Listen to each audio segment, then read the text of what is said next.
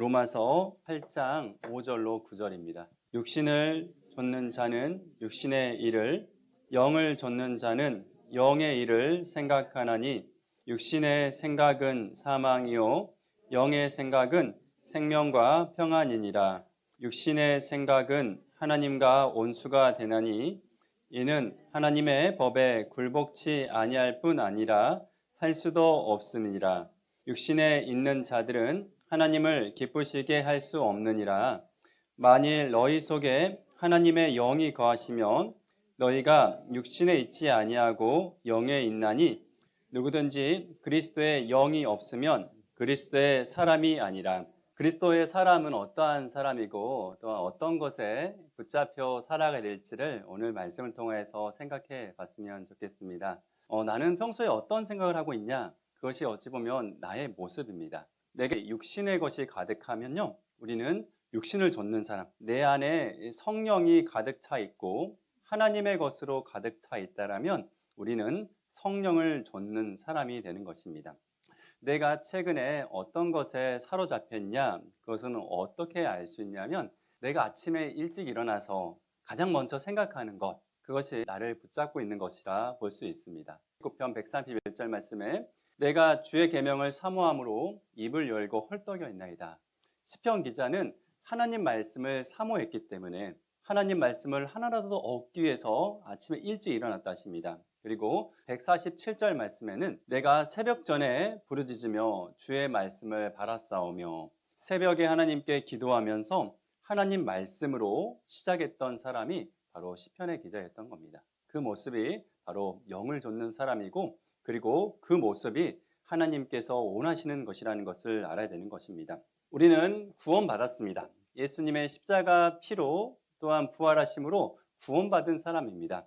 구원받은 사람에게 하나님께서 주시는 게 있는데 그리스도인에게는 하나님의 영, 그리스도의 영, 바로 성령이 내 안에 들어오신다 하시는 거예요. 구원받고 나면 신분의 변화도 생깁니다. 죄인에서 의인이 됐고요. 우리 운명도 달라집니다. 지옥 갈 운명에서 영원한 천국에 갈 운명으로 바뀌게 되는 것이고요. 또한 하나님의 자녀가 되는 것이고 그리스도의 사람이 되는 것입니다. 그리고 가장 큰 변화는 내 안에 그리스도의 영, 성령이 내 안에 들어오시는 겁니다. 다시는 육신을 좇아 살지 말고 성령을 좇아 살아가라. 그래서 하나님께서는 내 안에 성령을 주셨고, 그래서 성경 말씀을 이렇게 말씀하시는 거예요. 너희 안에 그리스도의 영이 없으면 그리스도의 사람이 아니다. 육신의 것으로 가득 차 있는 사람은 무서운 말이 있습니다. 나를 구원하신 하나님과 원수가 될 수 있다는 거예요. 처음에는 내 스스로 내 의지를 가지고 하나님 말씀을 듣지 않으려고 하는데요. 그게 점점점 시간이 지나가면 하나님의 법에 굴복할 수도 없는, 순종할 수도 없는 사람이 되어버린다고 하는 겁니다. 그리고 하나님을 기쁘시게 할 수 없고 슬프시게 하는 사람이 된다라고 하는 거예요. 내가 육신의 생각에 가득 차 있고, 그리고 세상 것 가득 차 있고 하나님 말씀을 붙잡지 못하고 살아간다라면 하나님을 슬프게 할 수 있다는 것, 그리고 나아가서는 하나님과 원수가 될 수 있다고 하는 겁니다. 그래서 우리는 그리스도의 사람으로서 어떻게 살아갈지, 성령에 이끌려 살아가는 것이 너무 소중하다는 것을 생각하고 나아가야 되는 것입니다. 성경에서 대표적으로 육신을 좇는 사람이 나오는데 그 사람은 야곱 아들 에서입니다. 에서는 바깥 사람이었어요. 들 사람이었고, 그리고 하나님 말씀에 마음을 많이 두지 않았던 사람 같아요. 그래서 들에 갔다 사냥하고 들어오는 길에 너무 배고픈 거예요. 그래서 장자의 명분을 이 팥죽 한 그릇과 바꿔버리거든요. 그는 오로지 육신의 것, 세상의 것이 가득 차 있었기 때문에 장자의 명분은 보이지 않는 거잖아요. 바로 한 그릇 식물을 위해서 장자의 명분을 팔아버린 망령된 자를 에서라 표현하고 있고요. 하나님께서는 그런 사람이 있을까 두려워하라 라고 하시는 겁니다. 항상 하나님의 것을 생각하고 하나님의 것에 붙잡혀 살아가야지만이 하나님의 온전한 뜻을 알고 믿고 나아갈 수 있게 되는 것입니다. 그래야지만이 우리는 하나님의 생각으로 가득 채워갈 수 있고요. 하나님 말씀에 순종할 수 있고요. 하나님 뜻 가운데 살아갈 수 있다는 것, 우리는 알아야 되는 것입니다.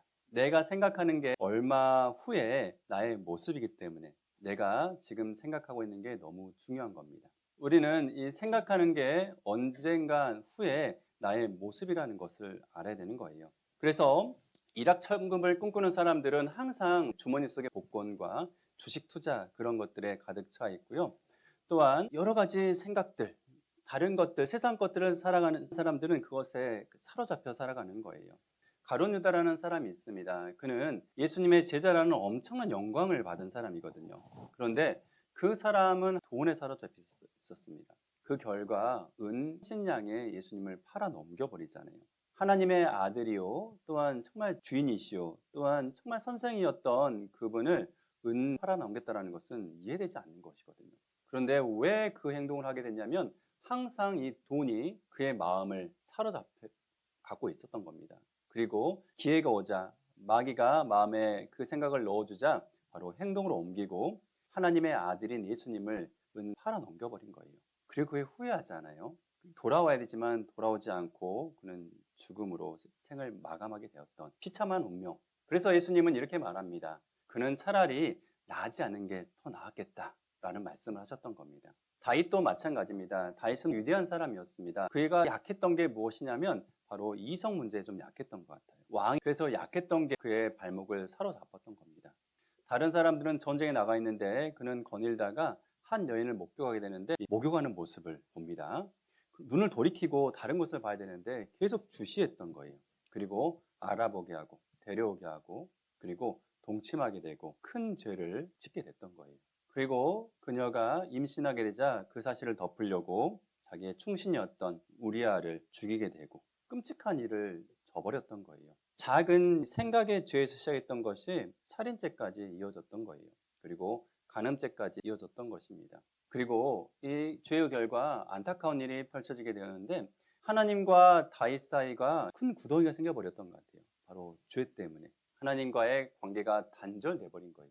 이렇듯이 우리는 항상 생각해야 되는 게 무엇이냐면 죄라는 게 너무 무섭다라는 거, 그리고 내가 지금 나를 사로잡고 있는 것, 그것이 언젠간 내 행동을 옮긴다라는 것. 그렇기 때문에 우리는 생각을 항상 하나님 편으로 두고 성령에 이끌려서 살아가야 되는 것입니다. 그래야지만이 하나님 뜻 가운데 온전히 살아갈 수 있게 되는 거예요. 잠언 4장 23절 말씀에 무릇 지킬 만한 것보다 더욱 내 마음을 지키라.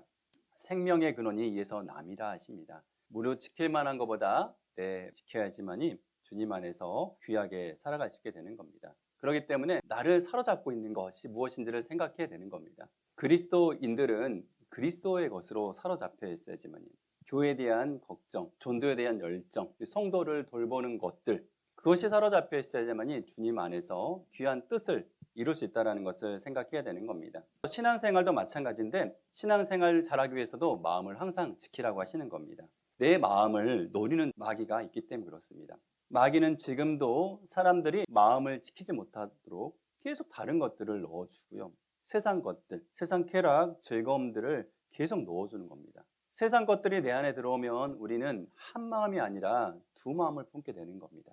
야고보서 1장 8절 말씀 보면 두 마음을 품어 모든 일에 정함이 없는 자로다라는 말씀이 있는데 드라마를 좋아하면 교회에 정함이 없게 되는 것이고 그리고 세상 것들, 세상 명예를 추구하다 보면 하나님의 일에 소홀하게 되는 것이고 그래서 이스라엘 사람들의 넘어짐과 실패함이 무엇이 원인이 됐냐면 바로 하나님만을 사랑해야 되지만 우상을 섬기고 사랑하자 두 마음을 품고 그런데 그들은 여전히 하나님을 사랑한다고 생각했던 거예요. 그런데 하나님께서 이렇게 말합니다. 아니다. 너희는 나를 사랑하는 게 아니야 라고 하는데 우리가 언제 하나님을 사랑하지 않았습니까? 라고 따져 물읍니다. 두 마음을 품게 되면 하나님의 법에 굴복치 않게 되고 할 수도 없게 되는 거예요. 자기 자신의 모습을 모르게 되는 겁니다. 그렇기 때문에 하나님께서는 항상 너의 마음을 지키고 살아가라고 하시는 겁니다. 그래서 하나님께서는 마음을 지킬 수 있는 법을 이 한 인물을 통하여서 소개해 주시는데요. 욥기 성경 말씀을 읽어보겠습니다. 욥기 우스 땅에 욥이라 이름하는 사람이 있었는데 그 사람은 순전하고 정직하여 하나님을 경외하며 악에서 떠난 자더라. 하나님께서 욥이란 사람을 소개하는데요. 우리 그리스도인들이 살아가야 할 모습이잖아요. 어떻게 그렇게 살았는지를 설명하는데요. 그 아들들이 자기 생일이면 각각 자기 집에서 잔치를 베풀고 그 누이 셋도 청하여 함께 먹고 마심으로 그 잔칫날이 지나면 욥이 그들을 불러다가 성결케 하되 아침에 일어나서 그들의 명수대로 번제를 드렸으니 이는 욥이 말하기를 혹시 내 아들들이 죄를 범하여 마음으로 하나님을 배반하였을까 함이라. 욥의 행사가 항상 이러하였더라. 혹여나 죄를 지었을까? 이 욥은 아들들을 불러다가 성결케 하고 명수대로 번제를 드렸다고 합니다. 바로 욥이 말하기를 혹시나 내 아들들이 죄를 범하여 마음으로 하나님을 배반하였을까? 혹여나 마음으로 죄를 지었을까? 노심초사했기 때문에 욥은 순전하고 정직하고 하나님을 경외하며 악에서 떠날 수 있게 되었던 겁니다. 그런데 이것은 한 번의 사건이 아니라 욥의 행사가 항상 이러했더라. 항상 그렇게 살아갔기 때문에 하나님 앞에서 온전한 삶을 살 수 있게 되었던 겁니다. 그래서 하나님께서는 욥을 이렇게 판단하시는데요. 여호와께서 사단에게 이르시되 내가 내 종 욥을 유하여 보았느냐? 그와 같이 순전하고 정직하여 하나님을 경외하며 악에서 떠난 자가 세상에 없느니라. 사실 우리가 듣고 싶은 말 아닌가요? 욥의 삶처럼 혹여나 내가 마음으로 죄를 범할까? 하나님을 배반할까? 항상 생각하면서 살아가야지만이 우리는 마음을 지킬 수 있는 것이고 하나님 앞에서 귀한 뜻을 우리가 이루며 나아갈 수 있게 되는 겁니다. 삶을 고치고 싶잖아요. 경건하게 살고 싶습니다. 그렇다면 우리는 바로 생각부터 바로 잡아야 되는 거예요. 어떻게 하면 생각을 잡을 수 있냐? 바로 성경 말씀 앞에 나가야 되는 겁니다. 성경 말씀은 진리이고 또한 내게 등불이요. 그리고 내 삶을 비춰주는 많은 것들이기 때문에 성경 말씀을 가까이 하고 성경의 기준이 되어야지만이 우리는 온전하게 살아갈 수 있게 되는 겁니다. 또한 죄가 올 때 단호하게 거절하고 그리고 죄를 범할 때 하나님께 무릎 꿇고 기도하고 깨끗하게 나아가야지만이 우리는 온전하게 살아갈 수 있게 되는 겁니다. 또한 우리는 이 성도의 교제가 서로 발을 시켜주는 거잖아요. 교회 가운데 함께함을 통하여서 함께 교제 나누고 함께 서로의 발을 시켜주며 살아가는 모습. 그래야지만이 우리는 마음을 지킬 수 있게 되는 겁니다. 또한 우리가 전도할 때 우리 마음을 깨끗하게 할 수 있거든요. 하나님 앞에 내가 깨끗한 그리스도야지만이 그 영혼이 살아나기 때문에 우리는 깨끗하게 해 나갈 수 있게 되는 겁니다. 야고보서 1장 15절입니다. 욕심이 잉태한즉 바로 욕심이라는 악한 생각이 계속 반복돼서 잉태되는 거예요. 악한 생각이 반복된즉 욕심이 잉태한즉 죄를 낳고 죄라는 행위를 낳게 되는 거예요. 악한 생각이 계속될 때 우리는 죄라는 행위를 낳게 되는 겁니다. 그리고 죄라는 행위, 죄가 장성한즉 장성한다라는 것은 반복되고 습관화되는 거예요. 죄라는 게 반복되고 습관화될 때 우리는 사망에 이른다. 사망을 낳느니라. 바로 하나님을 기쁘시게 할 수 없고 그리고 하나님과 원수가 되는 죽은 자의 삶을 살 수 있다고 하는 겁니다. 그래서 악한 생각은 접어야 되는 겁니다. 버려야 되는 겁니다. 죄라는 것은 초반에 잡아야 됩니다. 그래야지만이 우리는 온전히 살 수 있는 거예요. 죄가 반복되고 굳어지면 그것을 고치는데 너무 큰 고통이 따라가는 겁니다. 죄는 이렇게 비유합니다. 사람들이 암과 같다고 합니다. 암은 어떤 세포냐? 뇌의 지시를 받지 않는 세포거든요. 에베소서 말씀 보면 우리 교회의 머리가 예수님이잖아요. 바로 예수님의 지배를 받지 않는 게 죄입니다. 그리고 나를 망가뜨리잖아요. 그리고 전이가 되고 결국에 사망에 이르게 하는 것이 암입니다. 그런 것처럼 암은 초반에 잡으려고 하잖아요. 그런 것처럼 죄가 들어오면 우리는 단호히 버려야 되는 거예요. 그리고 주님 말씀 앞에 나아가고 그리고 치료받아야지만이 온전히 설 수 있게 되는 겁니다. 또 죄라는 것은 젊을수록 더 위험하다는 것을 생각하고 젊을수록 죄를 심각하게 여기고 버려야지만이 주님 안에서 온전히 살아갈 수 있게 되는 겁니다. 그래서 하나님께서 항상 이 마음을 지키라고 하시거든요. 그러면서 하나님께서 그 중에 두 가지를 주의하라 하시는데 잠언 20장 12절입니다. 듣는 귀와 보는 눈은 다 여호와의 지으신 것이니라. 하나님께서 우리에게 듣는 귀와 보는 눈을 지으셨습니다. 우리는 생각해야 됩니다. 왜 하나님께서 이걸 지으셨는지 생각해야 됩니다. 하나님께 향하라고 지으신 거예요. 듣는 귀를 주신 이유는 하나님 말씀으로 행하게 하시고 보는 눈을 주신 이유 하나님을 바라보도록 지으신 겁니다. 그래서 우리는 마음을 지키기 위해서 무엇이 중요하냐? 바로 보는 눈과 듣는 귀가 참 중요하다고 하는 겁니다. 첫 번째 우리는 이 보는 것을 주의해야 됩니다. 경건한 것을 보도록 노력해야 됩니다. 이삭이라는 사람과 롯의 딸의 차이가 있었습니다. 롯의 딸들은 소돔에서 살았거든요. 그리고 결국에 이제 겨우 아버지와 탈출했잖아요. 그리고 굴에서 했던 행동이 무엇이냐면 자기들의 이제 자녀들이 끊긴다라는 것을 우려해서 끔찍한 일을 저지르는데 그런데 이삭은 달랐습니다. 아버지와 교제를 통해서 많은 걸 들었을 거예요. 너 내가 100세에 낳은 아들이야. 하나님이 75세 약속했는데 기다렸어. 미안해. 내가 좀 실수도 했어. 25년 만에 아들 아이야. 그걸 항상 들었잖아요. 그리고 하나님께서 이삭을 번제로 바치라 했을 때 순종하고 함께 따라가고 예배하심이 있었기 때문에, 그리고 항상 믿음의 조상이었던 아버지와 교제를 통하여서 믿음의 눈을 바라봤던 겁니다. 이삭은 40세에 결혼했고요. 20년이 지난 60세 아들 낳게 되거든요. 20년간 다른 방법을 썼던 게 아니에요. 기다리자 하나님께서 바로 그에게 야곱이라는 아들을 주셨던 겁니다. 그래서 믿음의 통로가 돼버리거든요. 항상 성경을 보면 아브라함의 하나님, 이삭의 하나님, 야곱의 하나님, 바로 믿음의 족보, 믿음의 통로가 되는 귀한 길을 이끌었던 겁니다. 하지만 롯의 자녀들을 통하여서는 암몬과 모압 자손을 낳잖아요. 그들은 영원히 하나님의 총회에 들어올 수 없고, 그리고 영원히 저주받은 민족, 그리고 소선 시절 보면 항상 이스라엘 괴롭힌 민족들이 바로 그들이었거든요. 보는 것이 이렇게 중요하다는 겁니다. 믿음의 눈으로 바라봤던 이삭은 항상 기다리고 또한 하나님 말씀을 붙잡고 살아갔기 때문에 믿음의 아들을 낳았던 거예요.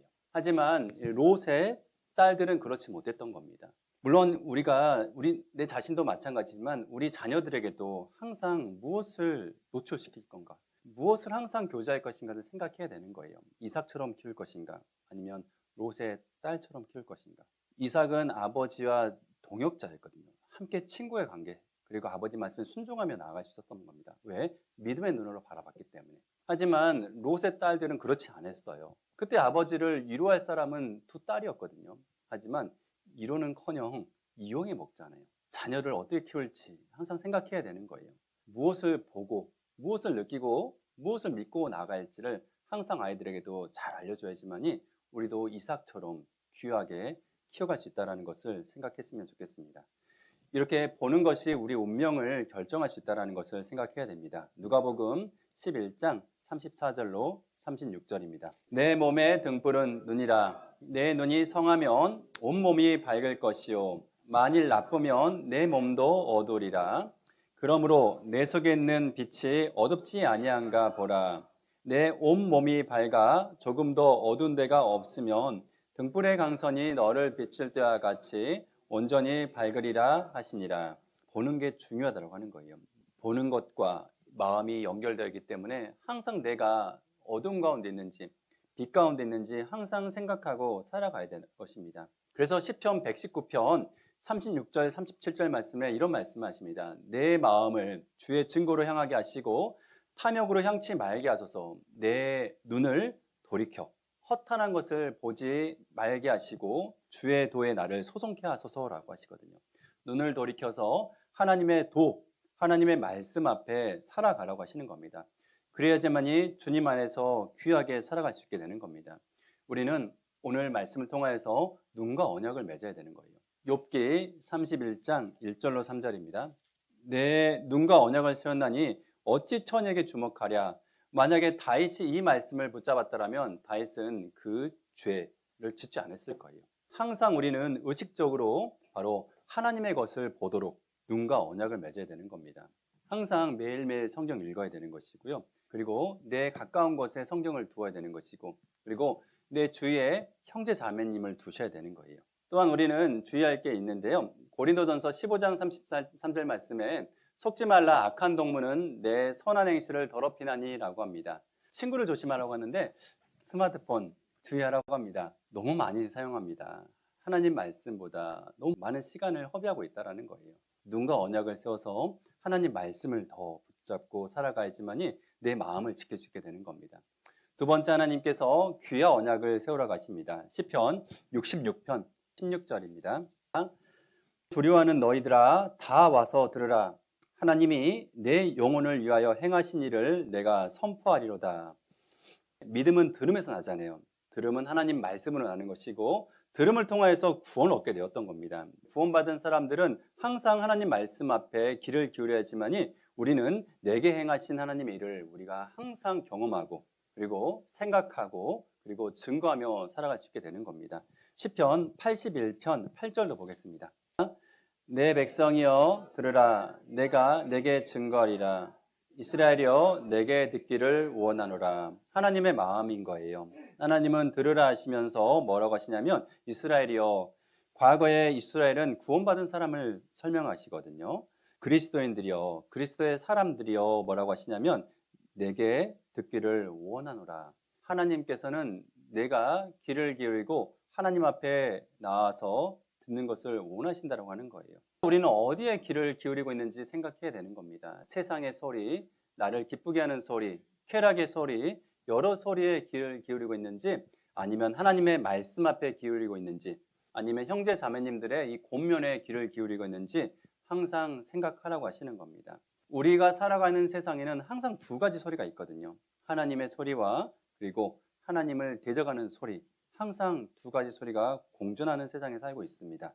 우리도 두 소리 앞에 살아갑니다. 하나님의 말씀, 진리를 전파하라. 때를 어떤지 못 어떤지 항상 힘쓰라. 우리 표대 말씀이잖아요. 전하라 하지만 상대방은 그만 좀 해라고 하잖아요. 어느 소리 앞에 우리가 정말 굴복할 것인가 생각해야 되는 겁니다. 하나님 안에서 외치는 소리, 그것을 듣고 우리가 나아가야 되는 거예요. 세상이 구하는 대로 우리는 굴복하게 되는 거예요. 세상이 원하는 대로 그곳에 바로 내 마음과 행동과 모든 것을 다 그곳에 두게 되는 겁니다. 그래서 우리는 항상 생각해야 되는 겁니다. 무엇을 붙들고 살아가야 되는지, 하나님의 말씀을 붙잡을 것인가 아니면 세상의 소리를 붙잡을 것인가. 항상 나쁜 소리, 쾌락의 소리, 정말 세상을 즐기는 소리들에 귀를 기울이고 하나님의 이 성령의 마음을 읽지 못하고 탄식하게 만들고 근심하게 만드는지 생각해야 되는 겁니다. 이사야 55장 3절입니다. 너는 귀를 기울이고 내게 나와 들으라. 그리하면 너희 영혼이 살리라. 내가 너희에게 영원한 언약을 세우리니 곧 다윗에게 허락한 확실한 은혜니라. 하나님께서는 나와 들으라 하십니다. 그럴 때 나의 영혼이 살아난다는 겁니다. 귀를 기울이고 들으라 하시거든요. 그냥 스쳐 흘러보내지 말라 하시는 거예요. 말씀을 들었으면 그 말씀 앞에 순종하고 지키겠다라는 마음으로 나아가야지만이 그 말씀이 내 것이 되거든요. 너희는 먼저 그의 나라와 그의 의를 구하라. 그리하면 이 모든 것을 너에게 더하신다. 이 말씀 붙잡고 살아가면 온전히 살아갈 수 있게 되는 거예요. 주 예수를 믿으라. 그리하면 너와 내 집이 구원 얻으리라. 그 말씀을 믿는 사람은 끝까지 전도하며 나갈 수 있는 거거든요. 하나님 말씀 따라서 들을 때 내 영혼이 소송되게 되고 그리고 하나님께서 허락하신 그 확실한 은혜를 얻을 수 있게 되는 겁니다. 그리고 그를 통하여서 마음이 즐겁게 되고 주님 안에서 귀한 뜻을 이루며 온전히 쭉 나아갈 수 있게 되는 겁니다. 잠언 25장 28절입니다. 자기의 마음을 제하지 아니한 자는 성읍이 무너지고 성벽이 없는 것 같으니라. 마음을 제하지 못한 자들은 성읍이 무너지고 성벽이 없는 것 같다라고 합니다. 숫발 성전이 지어지고요. 그리고 느헤미야에서 성벽이 지어지게 됩니다. 그런데 많은 사람들의 이 반대가 있었어요. 어떤 사람들은 분노하고 비웃는 사람도 있었고요. 어떤 사람들은 쳐서 요란케 하자라는 소리가 있었고요. 어떤 내부적 갈등도 있었어요. 한 손에는 칼을 차고 한 손에는 이 쟁기를 들고 그 일을 해나갑니다. 그리고 결국에는 이 성벽을 완성하거든요. 느헤미야 6장 15절로 16절인데요. 성 역사가 52일 만에 엘루롤 2월 5일에 끝남에 우리 모든 대적과 사면 이방 사람들이 이를 듣고 다 두려워하여 스스로 낙담하였으니 이는 이 역사를 우리 하나님이 이루신 것을 알미니라. 내가 성벽을 굳건히 하고 그리고 주님 말씀 붙잡고 살아가고 마음을 지키고 살아갈 때 내 모습을 통하여서 이방 사람들이 하나님께서 살아계시다라는 것, 나를 지키고 계시고 나를 붙잡고 계신다라는 것을 알 수 있다라는 겁니다. 얼마나 멋져요. 미가서 7장 11절 같이 읽어보겠습니다. 내 성벽을 건축하는 날, 곧 그 날에는 지경이 넓혀질 것이니라. 바로 하나님께서는 성벽이 건축되는 날, 바로 내 지경이 넓혀질 수 있다고 하는 겁니다. 마음을 지키는 성벽이 있어야지만이 더 큰 것을 보고 영적인 것을 보고 내 마음을 지키고 온전히 살아갈 수 있게 된다라고 하시는 겁니다. 잠언 23장 26절입니다. 내 아들아 내 마음을 내게 주며 내 눈으로 내 길을 즐거워할지어다. 하나님께서는 우리 마음을 하나님께 드리기를 원하십니다. 드리기를 원하시고 마음을 드릴 때 바로 나의 눈으로 하나님의 길을 즐거워할 수 있다고 하는 거거든요. 그럴 때 교회 안에서 희생이 즐거워 보이는 겁니다. 그리고 내가 복음 때문에 고난받는 것도 즐거워할 수 있는 것이고요. 또한 교회 가운데 있다라는 것, 함께 그 길을 걸어가고 있다는 것도 즐거워 보일 수 있게 되는 겁니다. 마음을 지키기 위해서는 두 가지를 주의하라 하셨습니다. 바로 보는 눈과 듣는 귀는 다 하나님께서 지으신 것, 바로 하나님께 향하게 하시고 하나님께 향할 때 마음을 지키고 그리고 성벽을 굳게 세워서 하나님의 귀한 뜻을 함께 이루고 그 길을 걸어갈 수 있게 되는 겁니다.